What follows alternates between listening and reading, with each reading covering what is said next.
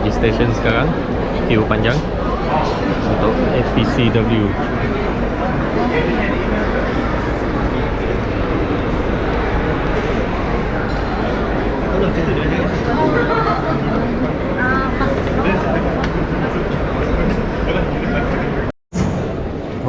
Announcing the arrival of Yang Amat Berhormat Dato' On Hafiz bin Ghazi Mujibu Johor and Yang Amat Tuan Nik Nazmi bin Nik Ahmad, Minister of Natural Resources, Environment and Climate Change, Malaysia.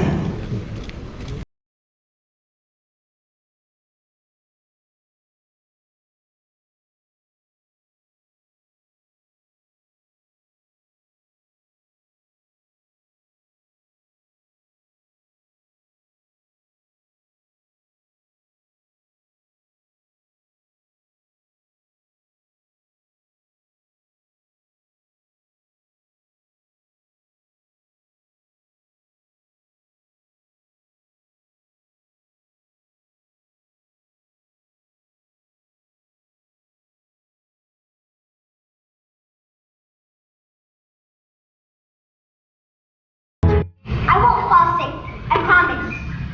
Can I lift this beauty beyond the tree? Dad? Dad?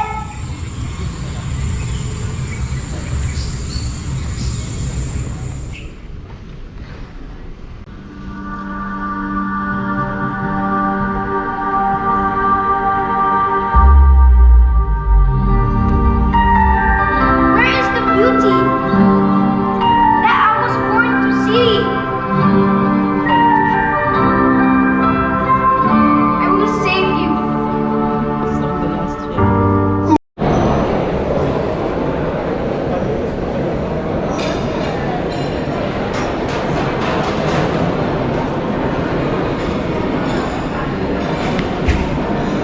Okay, dah register participant.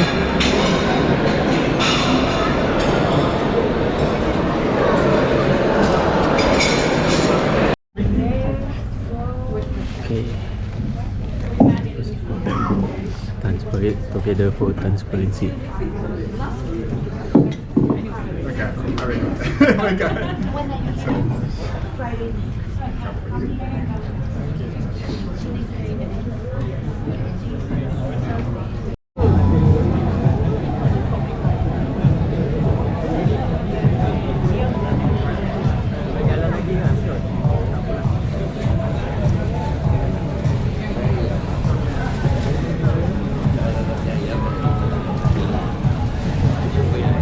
Country.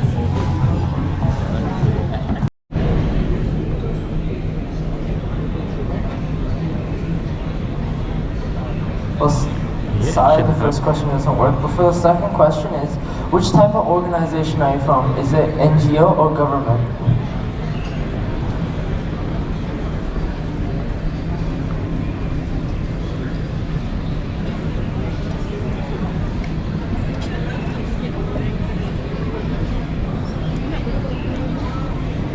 Well, lastly, for the third question is, has anyone known anything about agroforestry, reforestation, or afforestation? Could you please raise your hand if you know anything about agroforestry, reforestation, or afforestation? For those who are not too sure, you're in luck, because today we have Professor Takeshi Takama to explain about agroforestry. Hello everyone, thank you very much for coming to our event.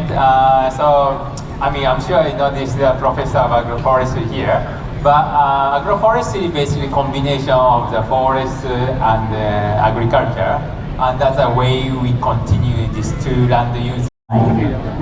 Then I continued my research and assessment coffee and cacao.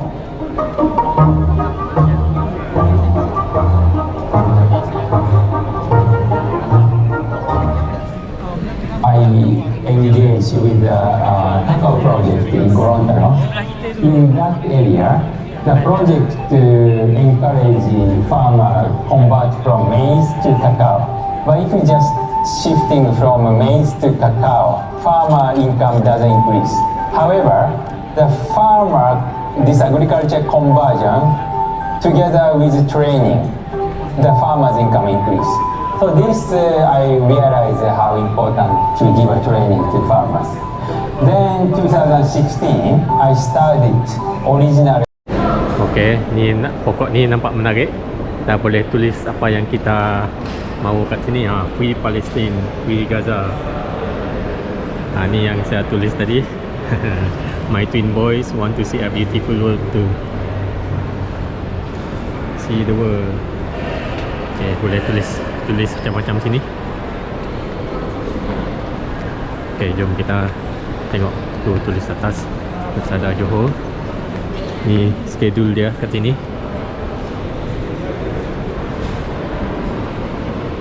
Ada schedule sini. Bawah tempat makan. Mana geng lain ni? Jom kita turun pergi tempat makan. Dekat yang ke bawah kedua ni tempat solat.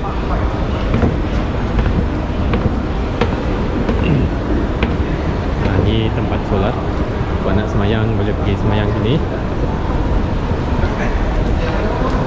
Rehat-rehat. Tu kopi ada sana. Dah. Diorang dah makan tu. Terima.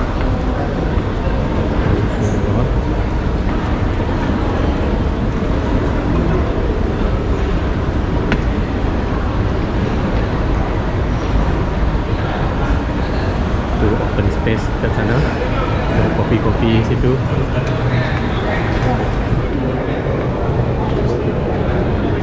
Ni area open area. Ni banyak macam-macam dalam ni. Modalan Darul Takzim. Ada robot.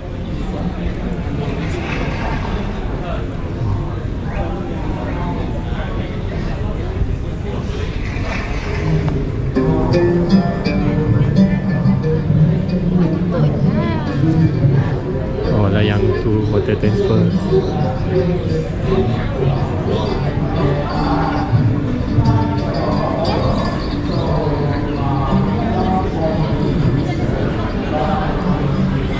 Oh ni makan free banyak.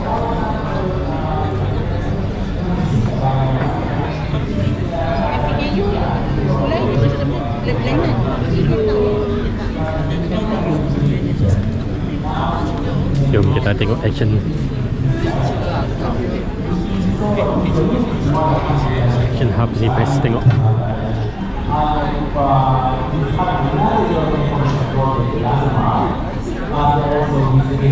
We started this e-clear project funded by Global EBA Fund.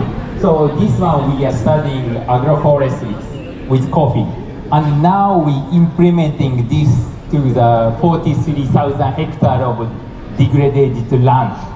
And also last B tank, we also educate next generation as an education program. So this time we work with Tiger Mob. So next generation we talk about this. And when you are Save the actually planting Save the earth. crops or trees along with crops, they can actually be doing multiple things, right? So because we want agroforestry to be a long-term sort of restoration and contributing factor, it can not only address climate in terms of adaptation and mitigation, but also by choosing relevant species, it can channel that local knowledge, right? Because you can pick native species, you can pick ones that are going to restore the soil quality, for example. So you can pick nitrogen-fixing species. In coffee plots, these can also increase the quality of the coffee, of course, as well. And by also then Keen on the carbon crediting mechanism and the carbon pricing instruments as well, and are used to be. Speakers for our next panel are already connected, but I want to thank you, and of course you are available for one-on-one with the audience if they want to continue engaging. So thank you very much. I will ask for a round of applause for our speakers, please. Thank you very much. Now we are going to move on to our next panel discussion, which is focused on businesses and subnational governments and the research and the academia contribution and central role in making the enhanced transparency framework work. And we are going to start. I would like first to check if the virtual participants can hear us and if we can hear them. So first we have Dennis Wan. Dennis, who's Associate Director for Capital Markets for the Southeast Asia and Oceania Department at CDP, the Carbon Disclosure Project. Dennis, are you there? Hello, Dennis, I can see you. Yes, good, you can hear us, perfect. Also virtually, we have Samantha Tian, founder of Sustainable from Singapore. Samantha? Yes, we can see you, but we cannot hear you, maybe. Yes. Can you speak? Hello? Yes. Yeah, sure. Okay, the colleagues are doing the necessary to that we can hear you. And then also online we have Ricky Rashmawati, expert planner on the environmental affairs, forestry, agriculture, maritime and fisheries, provincial planning agency of the Riau province in Indonesia. Rizky. Samantha, now you are on screen. Maybe you can say hello so that we can hear you. Hello? Okay, so they are habilitating microphones so that you can all you can all speak and we can hear you. But first, while we are clearing up all the technical issues, I would like to give the floor to Dennis Wan, who is going to make a brief presentation. Dennis?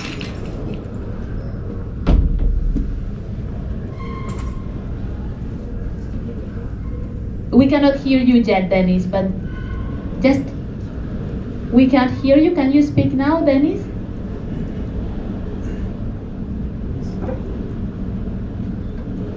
Okay, we are trying to open the microphones from here so that just keep your mic open, Dennis. Yeah. My mic open. Okay, now we can hear you very remotely. Okay. Okay, we're gonna bring up the volume. Just hold on a sec. Yes, Dennis, can you speak? 1, 2, 3, 4. 1, 2, 3. Yeah, we can hear you, but because I am close to the screen, but the colleagues in the room cannot hear you, they are fixing it. 1, 2, 3. 1, 2, 3. Testing. No, that was not a good idea, sorry. Hello. Yeah, Dennis, we are trying to put the volume up. Just give us 1 sec. Start singing. Hello. Hello.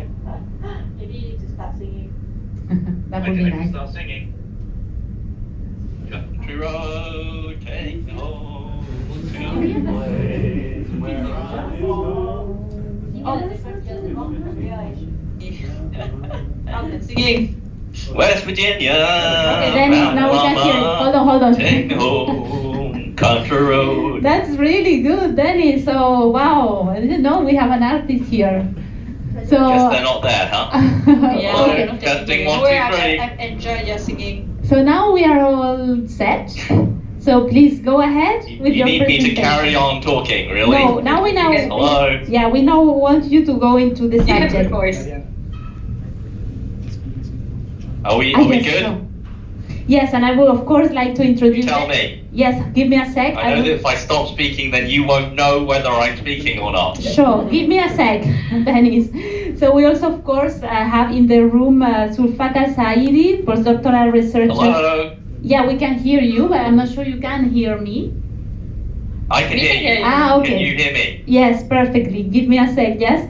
So we have Zulfakar Saidi, postdoctoral researcher at the University of Technology of Malaysia. And please join. And of course, also we have Samantha. No, Samantha is online. Yes, Yuki. Excuse me, Yuki. Yuki Hon, who's the executive director of the ASEAN Business Advisory Council. Here, please, Yuki. So Dennis, the floor is yours.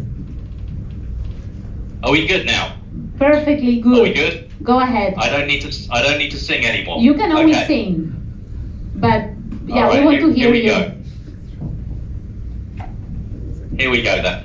Thank you for having me today. Let me give you an introduction.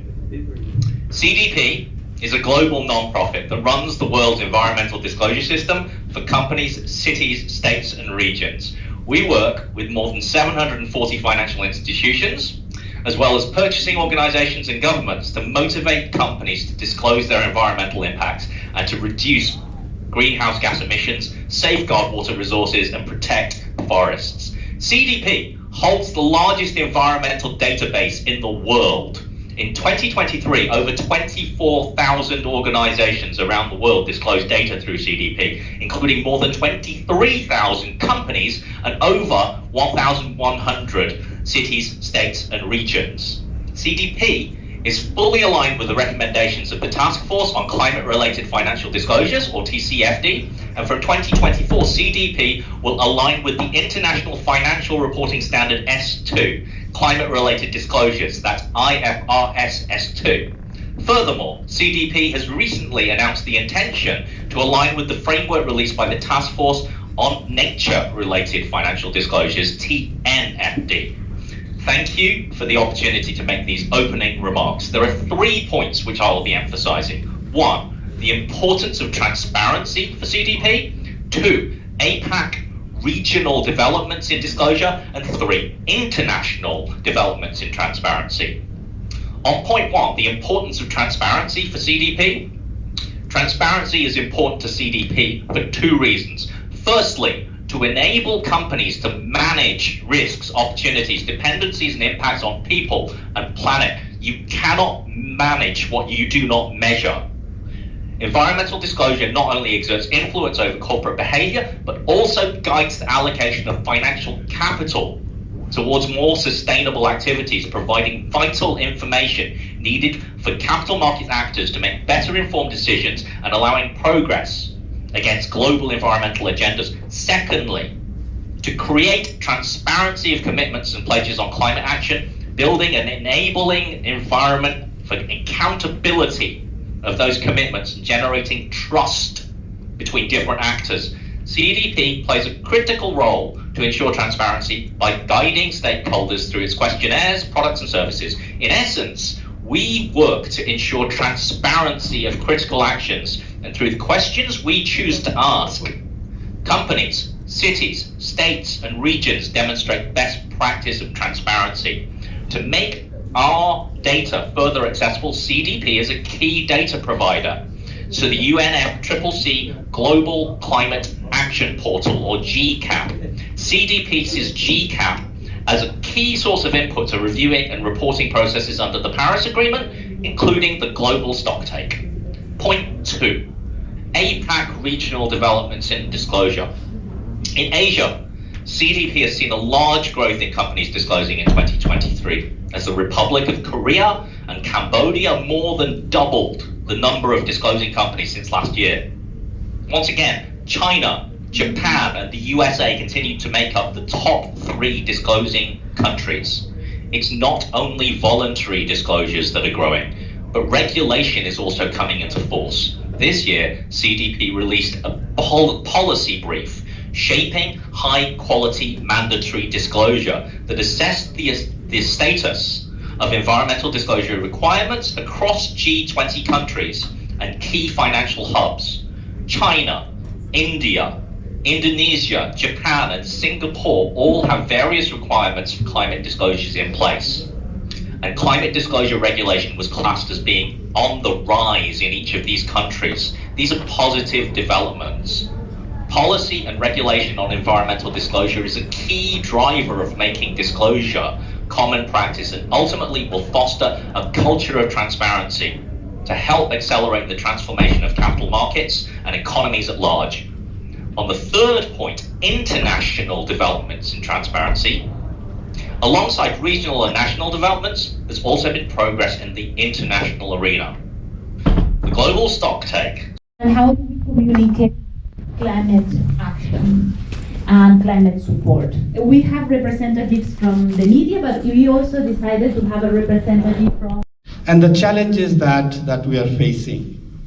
So we'll be hearing from the distinguished speakers that we have.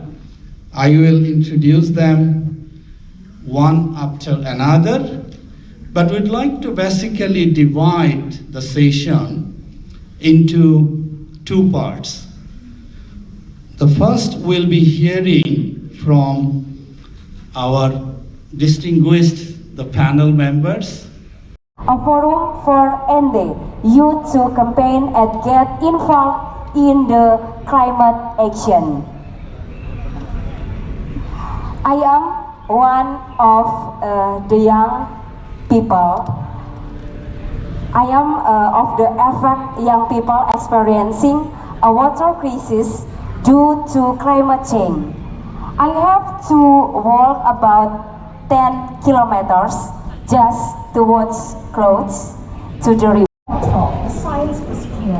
How do you make the science easy to understand for the person who's driving a taxi? What does 1.5 even mean to him, right? So how do we de-jargonize science? How do we make it accessible to everyone? How do we make it relatable that we have to protect the planet to be able to protect our health? Now, there are many things being done. You can see the activism among young people, organizations doing things within communities, but very importantly, we need to push hard. We need to push hard. Oh, okay, yeah.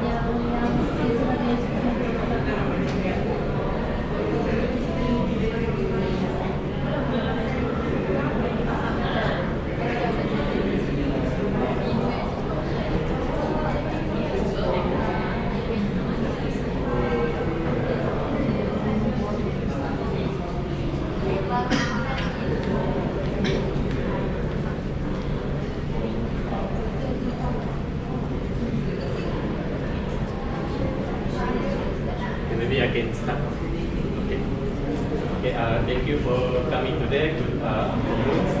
So actually this microphone is for Microsoft team, and somebody at the back, if you can hear my voice, you can use something something to hear that I give. So people at the back, can you hear my name and my voice? It's okay.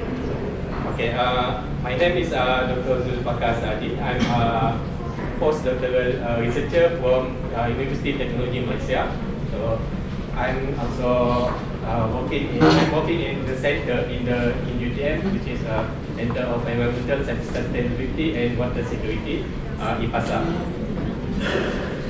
So the topic today is quite specific on Johor, in Johor River Basin specifically, on climate change scenario and water security in Johor River Basin.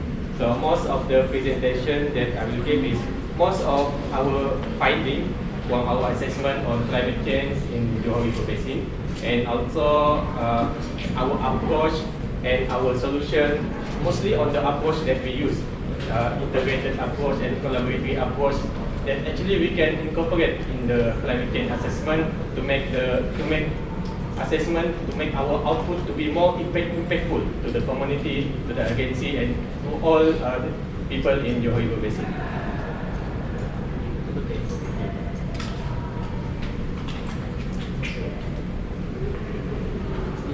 Right.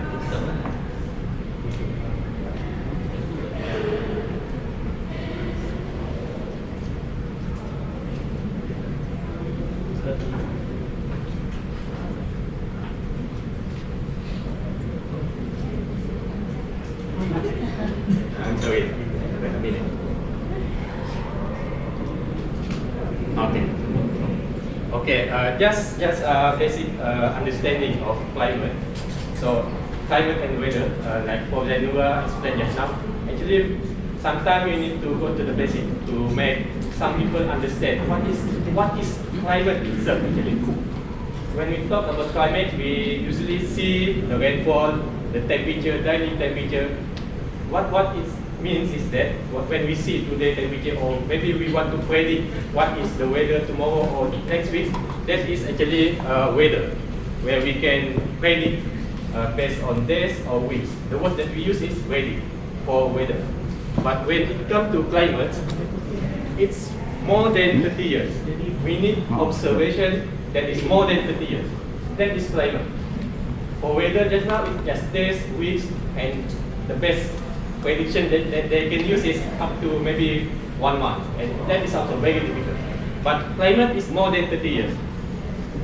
It's more than 30 years, and that's why it's very difficult to explain, to observe the climate.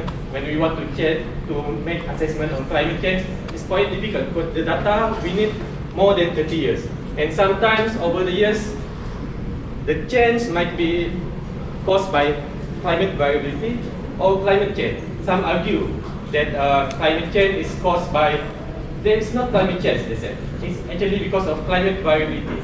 Because sometimes there is ENSO, there is La Nina, climate variability, that is not climate change. But the observation from more than 30 years, a lot of people, scientists, engineers have found that actually it's not just because of climate variability, it's also caused by climate change. Climate change is an anthropogenic effect. It's caused by action by humans that cause climate to change. That's one I will try to explain later. And because it require more than 30 years of data availability and data quality is quite difficult to get. That's why climate change assessment can be kind of challenging. But recent time we have a lot of data also. We have satellite data, repeated data, reanalysis data, simulation data. So the data itself is actually not quite a problem right now. And then there is uncertainty in the model because we want to simulate a climate change. We need a global model. It's like one Earth we need to model. So uncertainty is quite high. It's quite difficult, but the model is improving over time. We have AR5. AR3, AR4, AR5, now we have AR6, we have CMIP6 model right now. When we compare with the previous model, the projection is improving actually. And then when we want to see what actually changing because of climate change, ecosystem response that we need to monitor also need quite a long time. Sometimes we don't know what happened to the trees, the migration of the birds, the changing of the land use. Is it because of climate change or is it because of human activity? So it's some kind of response from the climate change also require long-term monitoring and some kind of big investment. So there is economic and society factor that we want to incorporate in climate change so that we can know what is the scenario in the future. Because scenario in the future is not just about increasing temperature or decreasing temperature, it's about the scenario that they made in climate change is based on the policy, based on the population, based on economic factor. All of these factor is they put into the model to project the scenario in the future. And then there is acute and chronic impact of climate change that we need to measure.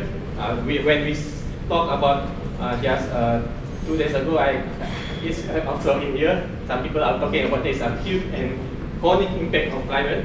Like we have extreme rainfall, that is acute impact of climate. But we have sometimes chronic impact like drought happen for a long time, and the impact we can see observe over time. And the chronic impact is become actually more severe compared to acute impact like sudden increase of rainfall and flood and something like that. That we know it happened, but chronic impact is a long time. So it's require a long time planning, and political system keep changing, and the policy might change. So it's become difficult to handle to deal with the chronic impact of climate change.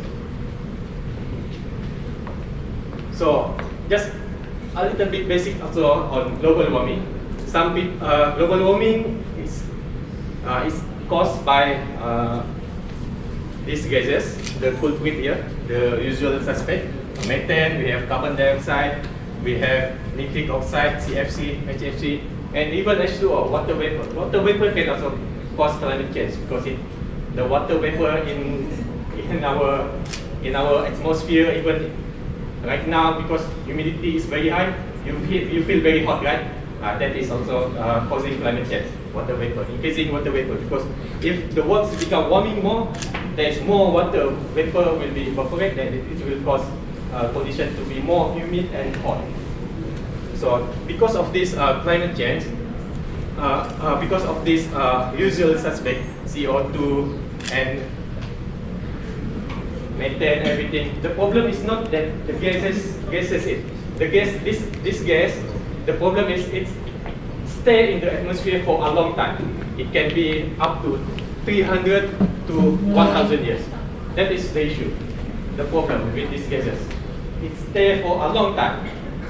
If it not stay for a long time, then it's not a problem. Because it stay for a long time, then it is a problem. Because it keep accumulating in the atmosphere, it keep trapping the heat, and it cause global warming. So we have some people argue that, yeah, is it the carbon come from climate variety like volcanic activity? It cause carbon to release naturally actually to the atmosphere. So actually from the volcanic activity, we have for carbon we have different type of carbon. We in science class in our high school we learned that all carbon, all this have a lifetime. So from C14 it will become C13, and then it become more stable C12. So C12 is more stable. So usually from volcanic activity we have C13. C13 volcanic activity. After a few or 3 years, and then it will become more stable, it will convert to C12. But we know that human activity is causing global warming is because there is more C12 compared to C13. Usually, naturally C12 and C13 oscillation is more or less stable in the atmosphere. But because of there is more C12, then we need to ask, where does this C12 come from?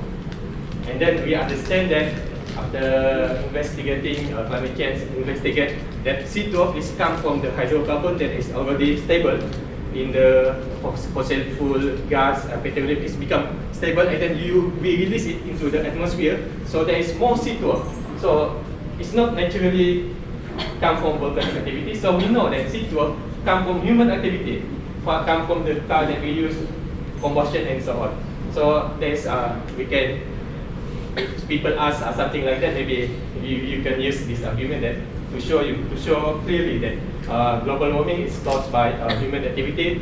This carbon dioxide accumulates more in the atmosphere because of the human activity. That all the stable carbon in the soil, in the earth, has been released because of the human activity. So all these gases now it causes global warming. So the world become more hot than it's supposed to be. This is the data from NASA, from NOAA. They show that over the years that indeed when the CO2 is increasing in the atmosphere, so temperature also increasing. The correlation is very obvious over there. So because of global warming, it will cause climate change. A lot of people confuse between global warming and climate change. So global warming, it will cause the temperature to increase. Because of this temperature increase, because there is more carbon dioxide causing temperature to increase, it will cause climate to change. So that is the relationship between global warming and climate change. It is not the same thing.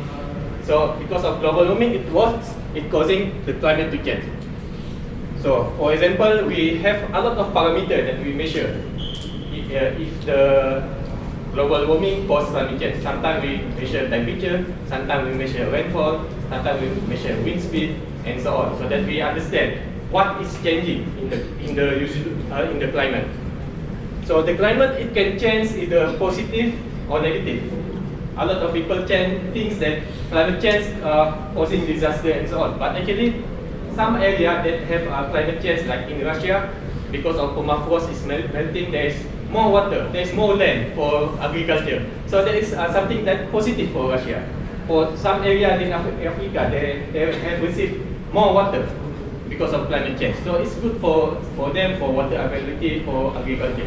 But most of the time, because of climate change, the negative consequences happen.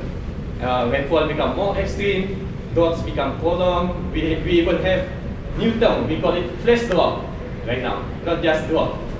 Drought that happen very acute at certain weeks, that causing because like plantation, this tumbuhan, they have certain threshold of temperature. Animal, they have certain threshold of temperature, and so if it more beyond that threshold, than normal threshold for maybe 2 or 3 weeks, then it can be dying. So consequences for this plantation.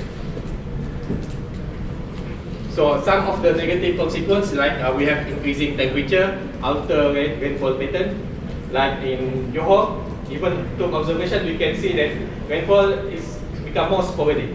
Sometimes in the middle of the years, there's supposed to be a dry season. There's very extreme rainfall, and it's not just extreme rainfall, more rainfall, but that rainfall also causes flash flood. When we look at the data, suddenly I see usually rainfall causing flood is during the monsoon, at the end of the year or in the beginning of the year during the northeast monsoon. But when I see the record from 2016, 15, something like that, there is more rainfall in the middle of the year, and it's also causing flood. So that is a big concern there. Rainfall become more sporadic.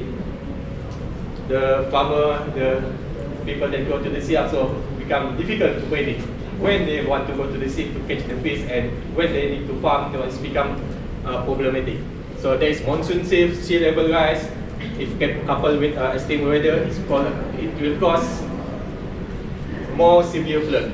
So increased humidity, extreme weather, heat wave. So heat wave, never heard about heat wave in Malaysia.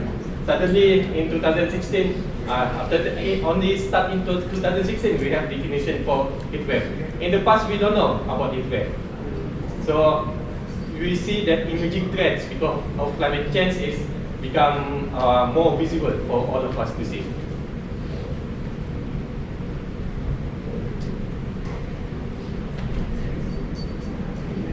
Sorry. Please.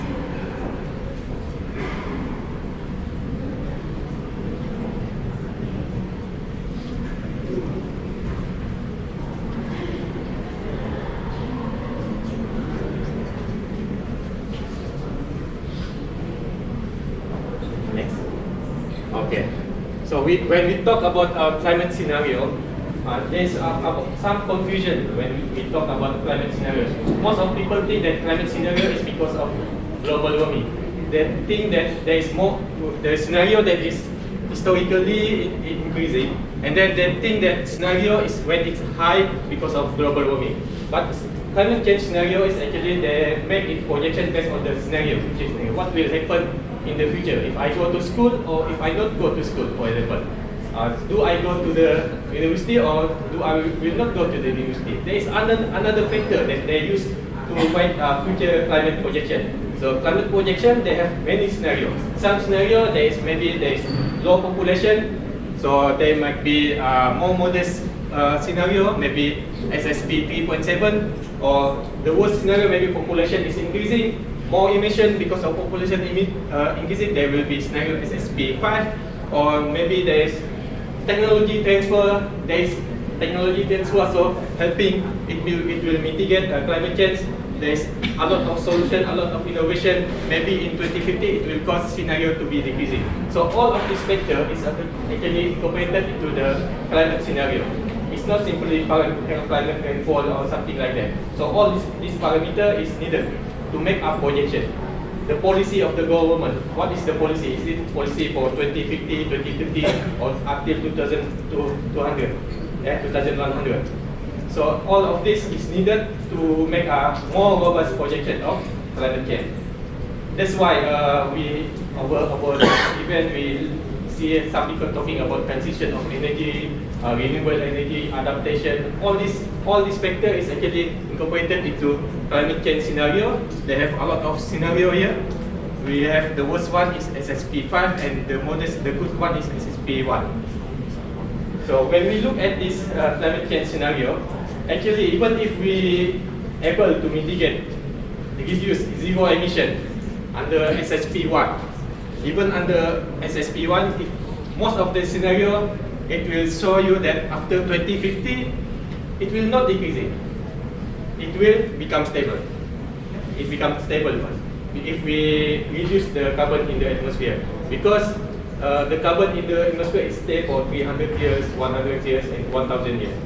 And if we able to have a zero emission, even the best scenario, it will stay linear.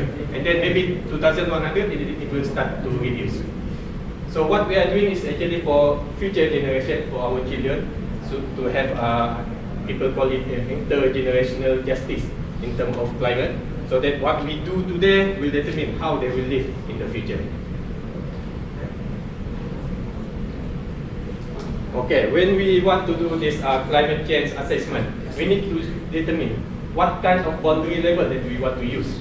We have regional level, we have such as Southeast Asia or maritime continent. We want to, there is an advantage and disadvantage on how we want to do assessment on climate change scenario. Some, if we want to do Southeast Asia, it is good. If we want to have a broader and holistic view of climate impact on a specific region, one big region, this is enable development of regional policies, and we can compare between region what is happening between the regions. But the bad thing is that this region can be diverse, and the data can be variable. It's difficult to tell this area is increasing temperature or not. Some area have lower increasing, some area have even higher increasing. So it's data variability is there, especially in the tropical country. And then there is a scale issue. It's very big. It's not the scale, maybe only this one is like 0.5 degree, or what we need is higher resolution data for country, for basin scale, something like that. So there is a scale issue in terms of regional approach. So, and then we have also country approach. When we do a boundary for the country, we have this, when we make this assessment, climate change assessment, it's good for national policy, it's good politically relevant, and the resource allocation between area in the country is also can be done. And then, but the bad thing is that the political boundary, the country boundary is man-made. It's not natural. It's man-made. The law of nature doesn't follow what we define. Like if the rain come because of pulses, because of El Nino, it's come from Pacific Ocean. It's not come from Malaysia or something like that. So political boundary is not natural unit. It doesn't explain how the world works. And there is still lack of detail. Even though we go to country level, there is a transboundary issue. Sometimes we have pollution from other country go to Malaysia. How we are going to handle that one? Some issue, something like this, it's become quite difficult to address. Even though we have some solution in our country, but transboundary issue is still there. And then we have basin level. So this basin level is what we are doing for Johor River Basin. We like it because it's a natural unit. Then we consider the natural boundary. So this is natural boundary is like the nature itself tell you how the world works, how the water flows. So we know hydrological insights in the basin. We know which basin is there, where the water flow, and the hydrological unit. We understand what is the soil there, and then it's good. There's an ecosystem connection. What happened upstream will cause impact to downstream, and what happened in downstream can maybe mitigate impact because of extreme weather in the upstream. So there is an ecosystem connection there. We can make a relationship there. And then the data is also meaningful because we use that data and it directly translates to what happened in the basin. And then we can customize solution to address the issue in the basin. And then the best thing is that we can do community engagement directly because the basin is small. Whatever happens in the basin impact the community. So we can easily identify which community we want to address, we want to engage, to explore the solution or to make experiment together and so on. But there's some disadvantage also. There's a complex interaction even though it is in the basin scale. And then there is a limited scope because it's small. But we take more on the advantage of this basin scale because there are a lot of issues can be addressed. More impactful research we can do. Like that is how our project come into being. We are under Water Security Hub in Johor River Basin. So we have this define our study area in Johor River Basin. So we map everything, what is happening in the basin here. So where is the pollution sources, where is the water come from, where is the community. We map everything so that we can make a connection between all actors in the river basin. So it's easy to understand how climate change will impact everyone in the river basin. So other than that, in GCRF, in this project, we approach this issue towards the collaboratory approach and integrated approach.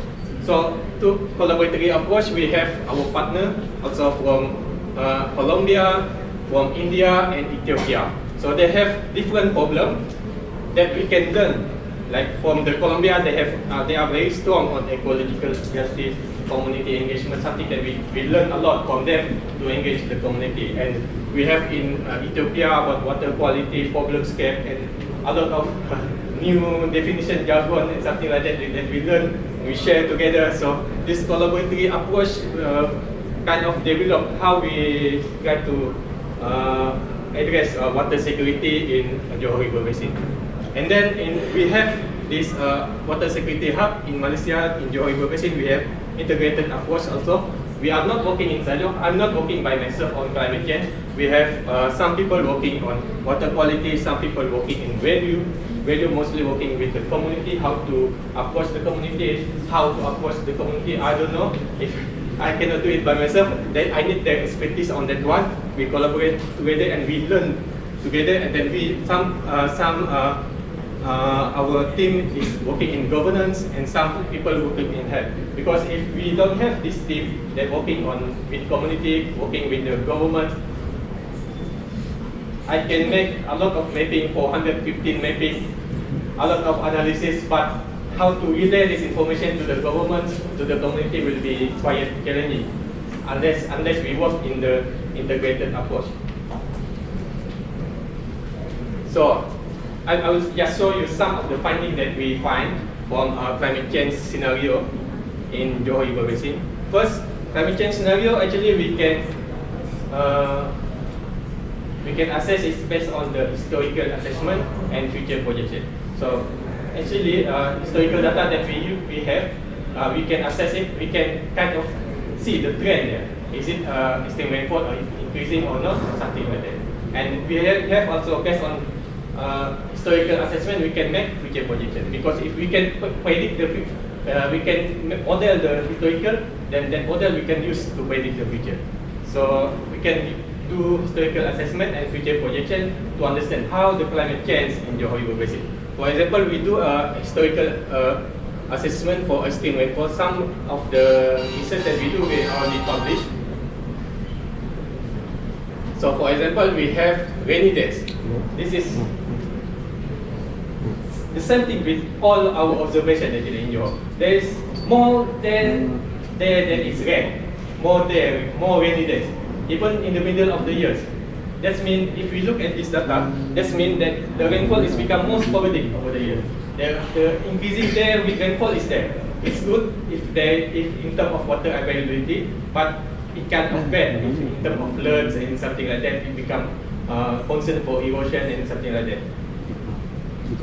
And then we have rainfall concentration. We understand, we know where rainfall is mostly concentrated. We see that in Johor River Basin, we see that rainfall is mostly concentrated in Sayong River up there.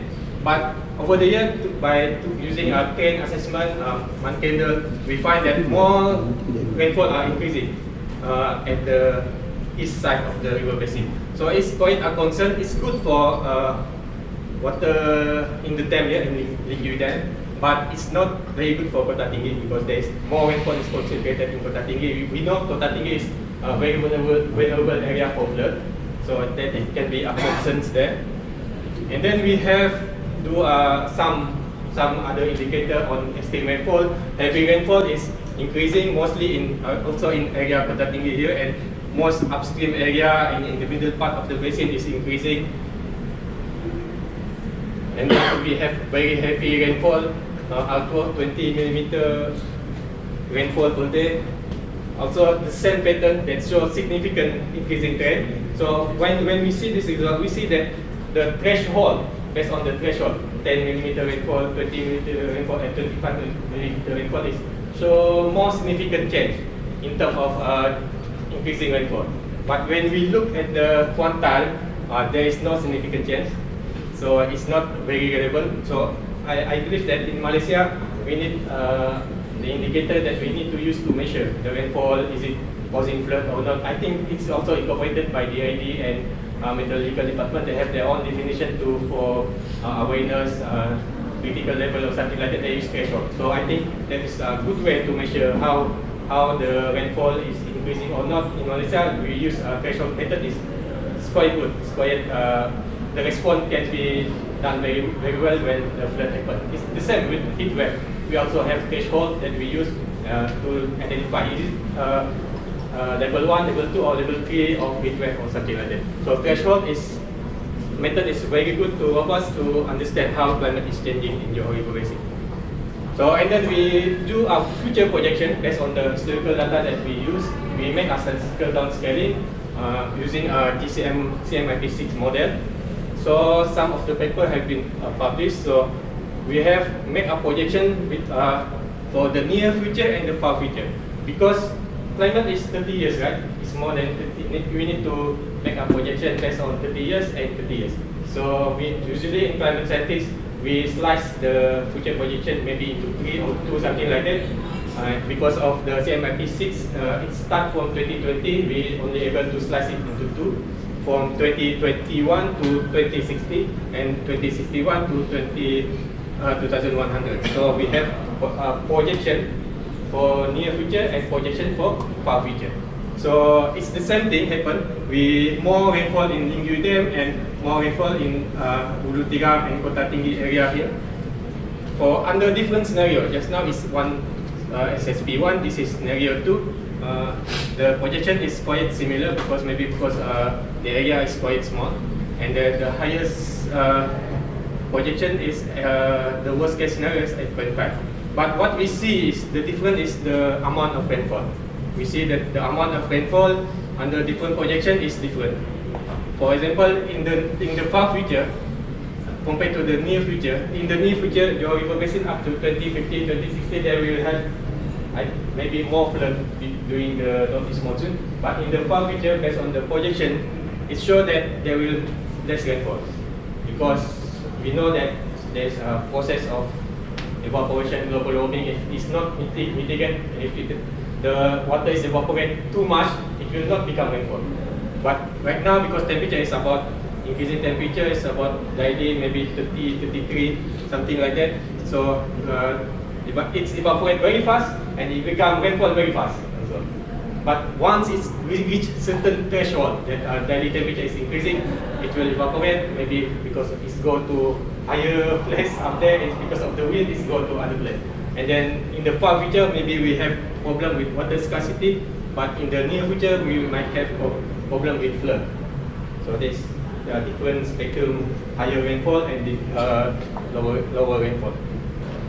And then we make a historical assessment on drought also. Some paper we have published on this one.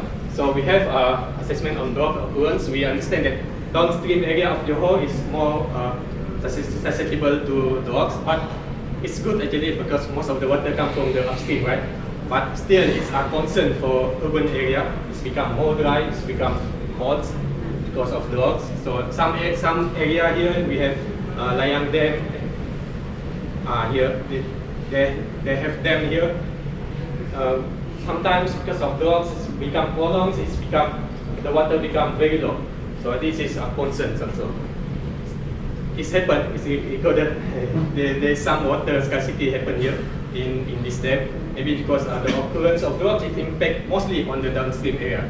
Even when we look at the one-day droughts, 2-day consecutive drought, or 3-day consecutive drought by using SPI, most of the downstream area will be affected.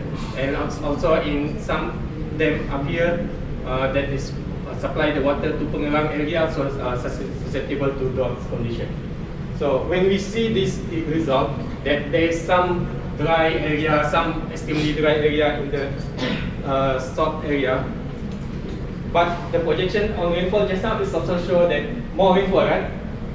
So how come it's happened? Something like that. It's because of the monsoon in Malaysia. We have northeast monsoon and southwest monsoon. During the northeast monsoon, it become more water there. More water during the northeast monsoon. Extreme rainfall happening become more concentrated in November, December, and January. Previously, it's from October, November, but it's now become more concentrated on November, December, and January. It's become flooded. But when it's come to southwest monsoon during the relatively dry season, some area also have affected by water scarcity. And then what we found very interesting on droughts is actually we found that there is drought is influenced by this global phenomena, large-scale phenomena, which is El Nino, IOD, and MJO. And especially droughts will happen when there is like concurrent event between El Nino or IOD, or maybe MJO with El Nino. The droughts will more or less will happen in Johor River Basin. So El Nino is different.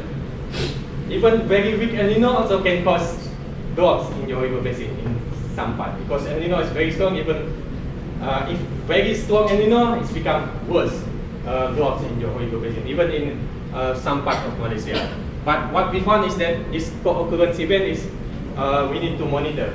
Maybe meteorological department, the ID or NARIM, they need to monitor this event to understand, to predict, to prepare. Is it going to be a drought or not? Based on this event, maybe we can, the data is there, we can use it to understand is the situation become worse or not. And then we have heat wave.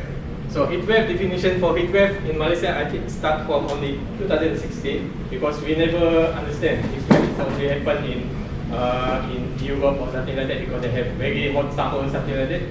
And our temperature is mostly linear, it's not changing much.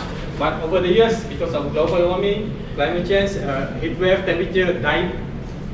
Temperature during the days, maximum temperature is temperature during the days. It's become, sometimes it's come some station record up to 40 something like that. But most of it, when a heat wave happens, it come up to 35, 36 or 37. So we already have our own monitoring indicator on level 1, level 2 and level 3 heat wave. So if we look heat wave, because it's a big event, so I make a projection for level 1, level 2 and level 3. And we see that TMS is actually increasing every year. So the pattern is there. Every year it's become higher temperature. And then we see temperature is increasing up to 1.25 degree from 1950 to 2021. So then it is increasing 1.25, and this is the pattern of maximum temperature. We see that in March, April, May is more susceptible to heat wave. This is the historical one, but now the concern is the projection. When we look at the future projection for heat wave. So when we look at future projection for heat wave, we already know that historical one, the recorded temperature is increasing, obviously, and the worst scenario, it shows that it's overshoot quite high up to 34 and 35 something like that. And this is only the average. I'm not taking the daily one. The average is already 34 something like that. Now, if we look at the monthly one is also increasing. Most of the year of the months is increasing. You can see this is actually a spider web. We can see from 1960 to 2100, the temperature is increasing compared to the historical one. And here, this is the projection for heat wave in Malaysia. So it is expected that our school children will not go to school on March, April and May from 2018, because if it reach level 1 heat wave, the school will close. So our children will have a school holiday during this 3 March, April and May. If the mitigation is not there, this is what will happen. So our children will be happy, but for us we will not be happy because they will not go to school, and it's difficult for people to go to work also during the days, and some type of mitigation and adaptation must be there, maybe to protect our children and then vulnerable communities like older people that is more susceptible to heat wave. And then this is that I showed the monthly scenario just now. So we see that extreme rainfall. This is just the general climate in Johor Bahru Basin. But all the projection just now, it showed that there is extreme rainfall in November, December, and January, especially in December. Now we also already in November. Maybe there is not much rainfall right now because of El Nino. El Nino is like decadal event. It's not monsoonal event. If it happened during the El Nino happened in the middle of the years, then it will become more water scarcity in Johor Bahru Basin. But if La Nina happened in November, it will become worse flooding event in Johor. And then we have heat wave in March, April and May, and then droughts become more prolonged. Usually droughts even happen in May, June, July, August and September. Now it's become prolonged, it's come up to October, and maybe it can start from February. If March here is become lower rainfall also, it's become prolonged from February until September. But the worst one is during the drought is actually during the August. August, maybe I need to make another assessment on flash drought, that how flash drought happen in August, affect especially the plant and some animal and something and human also. So how actually we did all of this? What we do is we collect data. We have our method, we map the result, and then we identify the hotspot, and then we publish the data. The data actually for climate change, we actually have at this point, maybe in the past 10 or 5 years, we already have too much data. We have satellite data, station data is also there. We have citizen science data, we have grid data, simulation data, global data. There is too much data actually. Satellite is keep going to the space. So it's not a problem for climate change assessment anymore. But the problem is how the skill, how to manipulate and how to use the data. That is the concern right now.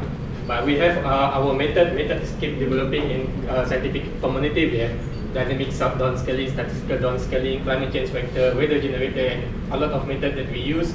And that we mapping also, we can use machine learning, ArcGIS, QGIS. QGIS is free, everyone can do it, but it requires skill.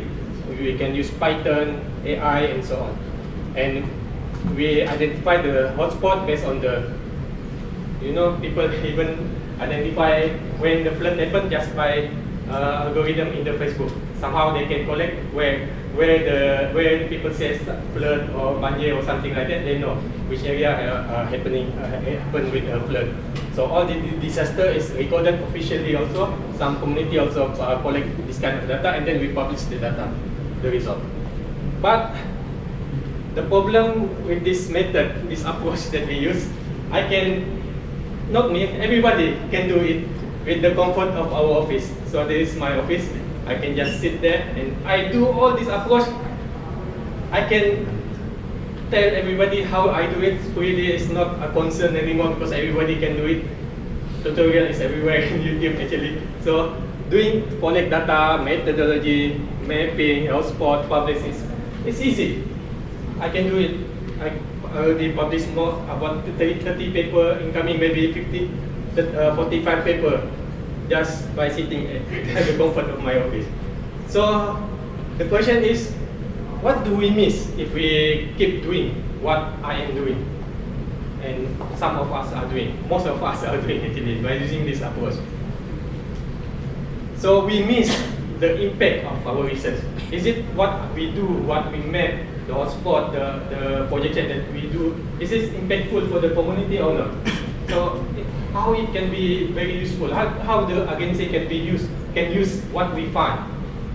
So based on all our research, our finding, what action can be made actually? Is there any action, or we just put all my paper, just publish it, and usually in the dustbin of history, something like that. And then the evidence, there's many types of evidence actually. Some people, they rely too much on science-based evidence, but there is other evidence that maybe we overlook. There is photo, there is storytelling, there is a video, there is music. People make a music out of something that is very bad that happened to them. There is a field report. All this evidence that we need to capture somehow. If we miss this kind of evidence, either tangible or untangible, if we keep doing what we are doing at the comfort of our office. And justice, where is justice? When we make our research, we tell them this is a flooding area or something like that. Is it really happen flood in that area? Sometimes we make a simulation and flood model, right? Oh, this area is flooding. But when we go there, the community said, no, there's not flooding there. But the model said it's flood. No, it's not. Why? There is a plantation there. It's flood or not, nobody cares. So there's paddy field there. It's flooding or not, it's not flood for them. It's actually good for them. So this kind of justice on data, on information is important. Then we have ecological justice right now, environmental justice, community voice. We need to take all the information from all actors in the river basin to understand what is actually happening. Is it the data, so that the data that we have can translate what is qualitative information from the community. We can use it to understand more the data. And then the solution, we have a lot of research. Is there any solution? Is there any innovation? Is there sustainable product is produced from our research? Does our research attract more funding? Or there is research grant that we can use to solve the problem because of climate change? So all of this is missing if we do everything that we do. So how we are going to translate this evidence so that there is more solution, justice, impact, evidence, action, and so on. So one of approach that we use in our research is we need to rethink how our research approach is. We rely too much what we learn in the school, high school, or even in the university on science. I call it science-based approach. We have data collection, methodology, analysis, result, and then impact or mitigation and adaptation action, something like that. But there is another approach actually. We have cooperation approach. This is more community-based, social science. Over time they have developed this approach, which is co-explore, co-design, co-experiment, co-implement, and co-management. It's almost the same like science-based approach, but all this process, they have their own tools. They have very interesting methods, very interesting tools that we do together with stakeholders.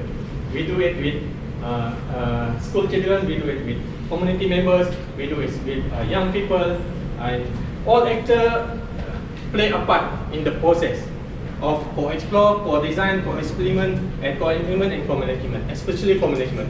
We do a lot of research, who will manage it after that. We do finance adaptation process. There's a lot of adaptation process. And then we left it like that. Who will manage, monitor the adaptation that we propose to the community? So this approach is actually can complement how we do our research. So all this process, the best thing about this co-creation process is that we can do a co-explore, co-design, all this co at any part of the method. Doing the data collection, for example, we can do all of this stuff, all of this approach. For analysis, method, result, and adaptation, we can do all of this approach. For example, I show you why this approach where we do activity together with stakeholders is because the data quality will improve. We know which data that we want. It can enhance the trust between the scientific community with the agency, the community with the agency, the industry with the community, because the process will involve all the community. It will cost savings, ownership and engagement, all the process is owned by everybody that involved. There is locally relevance, diverse perspective, direct data collection on the spot during the stakeholder engagement, focus group discussion and so on. We can actually get the data over there. And then a lot of innovation and creativity during the process. A lot of new method that we use, a lot of solution actually. Simple solution, sometimes simple solution that we can use to solve the problem. So it can, because the innovation comes from maybe community leaders and so on.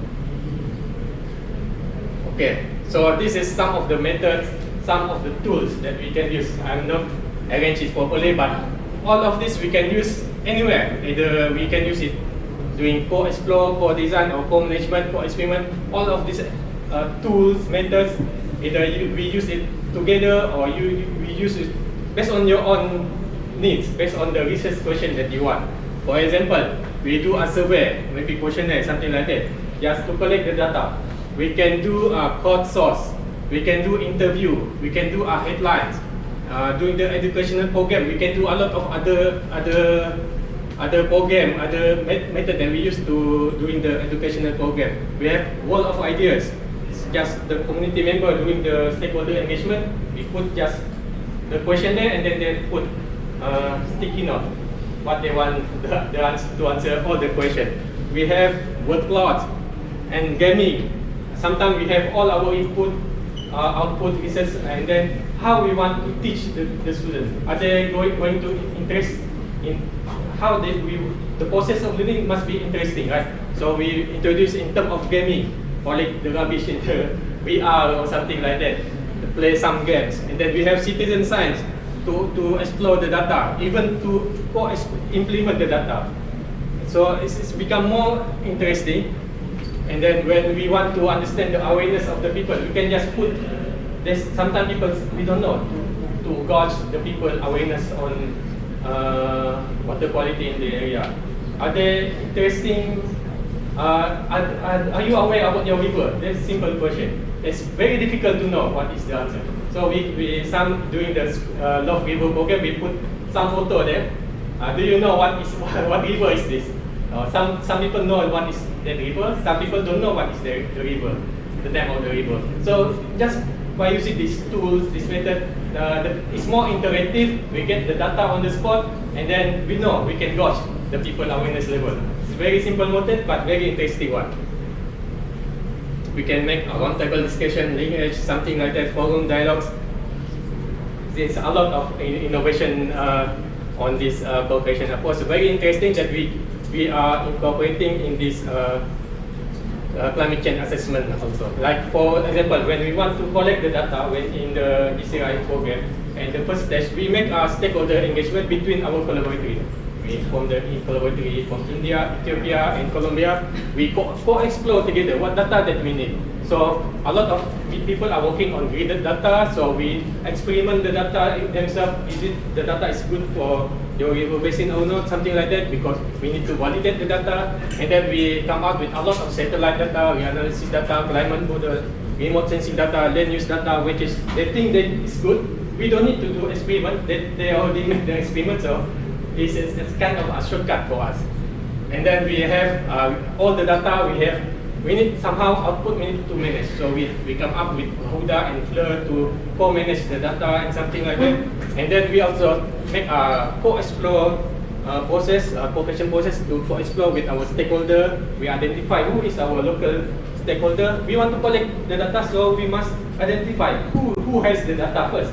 Otherwise, the process will become very long. Sometimes doing the stakeholder engagement, we can explain what is the data for. If we explain properly, the data is for water security, for climate assessment, how we want to access the data, how we want to use the data, and then the people that have the data will know that the data that they have is used for the good of the nation, for their place. So it's build a relationship and trust between stakeholders. So we have station data, and then if we ask the data, if we look at the time series, sometimes the rainfall increasing, rainfall decreasing, something like that. It is just a number. It's just a number. So what, right? So if we do a stakeholder engagement, something like that, we can understand why certain station is located at this place.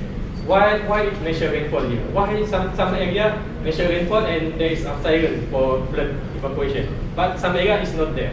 So by this qualitative information is important also. So it's help us to understand the data. So this is very important because a lot of climate scientists they look at number, but they don't understand the data. To understand the data, we use this co-creation approach. So we also got the field trip with the expert to go to the station. Why there is a lot of other measurement that they do with the station, why they put the data there and so on. We have the purpose of data, we use it, water demand, water quality, so we understand that why they put the station there. Is it for flood monitoring, to monitor rainfall, or for warning, and then we make our research to have a flood early warning system, how we can co-design with the stakeholder or to improve alert with the community leader. And then we also have collect other data. If we go make a stakeholder engagement, focus group discussion, meeting, expert elicitation, we can identify the stakeholder, and we also get other data other than rainfall. We can get flood data, what is the policy for the data, what is the policy after we know flooding is happened, what is the administration system and the program that already there. There is no point if you want to propose some mitigation option, if the agencies already have the same thing. So it's overlap, it's waste of money. So we get a lot of other data also, the benefit of co-creation activity. We also have an educational program where we co-implement with other agencies together, and then we co-explore, co-experiment. We have citizen science data that we make an experiment with other school children. It's a very interesting one, with also a school climate change awareness program. And then a lot of data from science, citizen science data, we get qualitative data. If we rely too much on rainfall data, it only measure one parameter. It only measure rainfall. But if we use citizen science, maybe we can measure, is there lightning during the rainfall? Is there the wind? The wind speed is high or not? Is there cloud cover high or not? That's kind of question that we are asking during citizen science data. Is there rainfall during the morning, afternoon, night? All this information is important. We can understand. Is there rainbow? Something like that. Some people are also interested in rainbow because it's good for tourism. We want to identify which area have more rainfall that have rainbow. So it's all this qualitative data make our data more meaningful. So all of this approach actually we doing. For example, we have rainfall for citizen science to collect the data to educational program. We have program Sahabat Air. We have climate change awareness program. We co-implement it with the education department. We're not just training the students, we also together, directly or indirectly, training the school and also training our postgraduate students so that when we implement this process, everybody will become ambassador for climate change, so that they can teach other people and so on. We have co-explore and co-design on flood early warning system. What we understand how we understand more how flood early warning system works in Malaysia, and sometimes we found that communication between the apps that are prepared by the agency is not being used. Maybe because of, I don't know, people. We found out that people want to use information through WhatsApp better than using the app. People want to use WhatsApp. Information from WhatsApp is more circulated compared to the apps. And then we have training workshops. We have Love Vivo Johor program. All this program is not just create awareness, it's training the people, and we also do experiment together with the community. So that what we do, experiment that we do, all the things that I do, the mapping that I do is are more impactful to provide a solution for the community. So I think it is all other program that we do. We cannot just say there is climate change, more rainfall, something like that. We do plugging exercise, also tree planting. Over that, we do it time.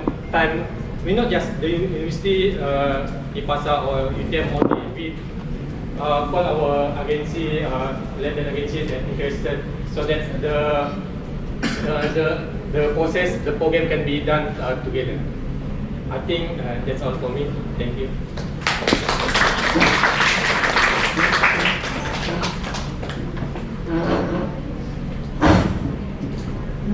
You have any question? Are you open for Q&A? Are you open for Q&A? Yeah.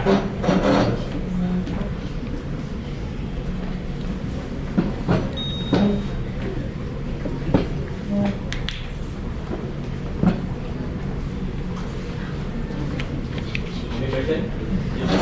Everything's very clear.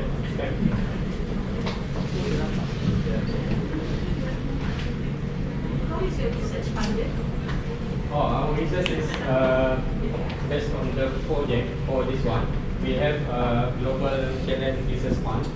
It's under the British Council, UKRI, the UKRI.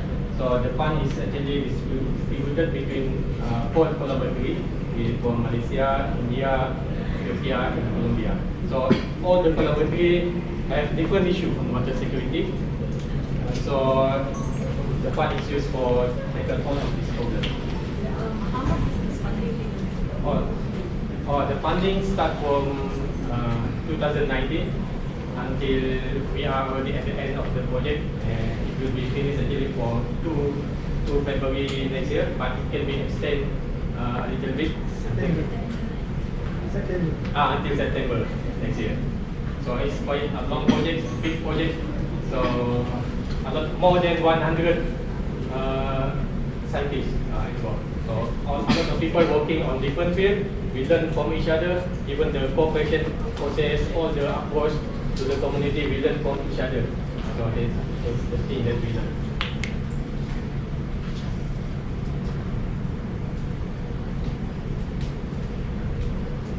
Any more question? Actually, I'm Aditya from VTN as well, but currently attached with BDT. Quite interesting with I'm interested with your topics right now, because previously I was working with one of the local authorities on looking into Skudai River situation, probably much more on the awareness of students, young students in the school level, that they towards sayang sungai kita not. Okay, so from your point of view, I think you are much more on the technical part. Okay. So what do you think about the importance of having community awareness besides, still technical part is much more on how the engineer and perhaps those people who understand technical part. But what about the community? How do you instill the understanding of all? Lee Oli, who is the founding director for Water Trust Australia Limited.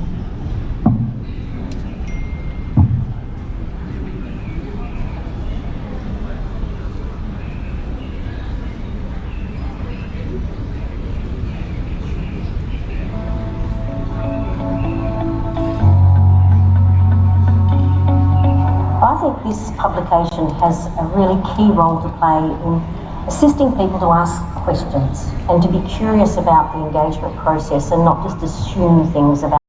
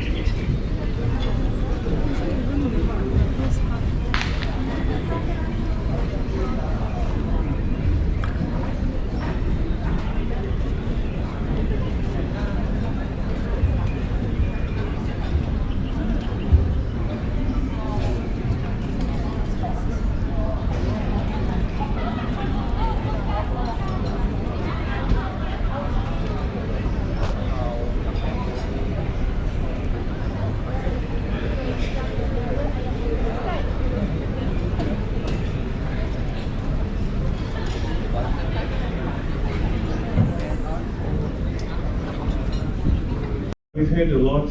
We heard a lot at AFAM. We heard a lot here this week about barriers in terms of capacity, human capacity, knowledge and understanding, technology, and that means that there's been a lot of discussion as well about finance, because there's a natural connection between these types of interventions and the need for finance and resources to make these things happen. But if we think about it in a broader perspective, from a systems perspective, we think about the interlinkages between our food system, water, energy.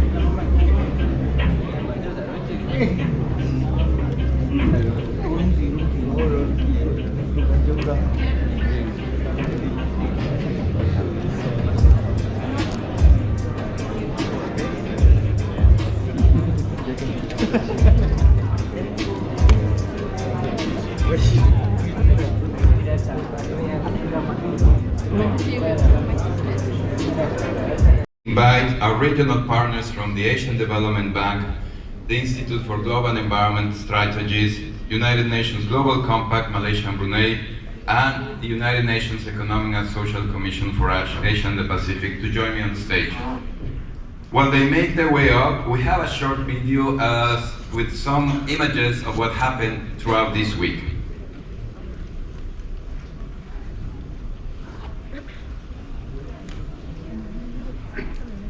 We can please play the video.